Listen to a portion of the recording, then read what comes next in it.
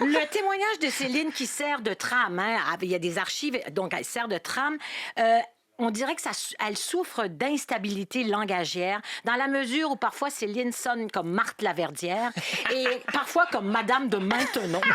Et honnêtement, je l'aime plus en Marthe qu'en Madame qui essaye de bien perler. Ouais, Mais elle a fatigante en toujours Marthe eu un Laverdière petit aussi. problème de Non. registre. Ben non, non, c'est Oui, pire justement. le registre fluctue Le avec registre Céline. fluctue. Alors, on peut pas dire qu'elle nous fait des révélations stupéfiantes. Le plus gros scoop qui sort de sa bouche, un petit peu en queue de poule, c'est que Jean-Jacques Goldman Ouais. s'est pointé au studio. Elle l'attendait en limousine avec un chauffeur. Il est arrivé en vélo en tétant un tube de yogourt que Céline a pris pour de la pâte à dents. Je sais. Qu'est-ce que c'est ça, la pâte à dents? Gros scoop! Ouais.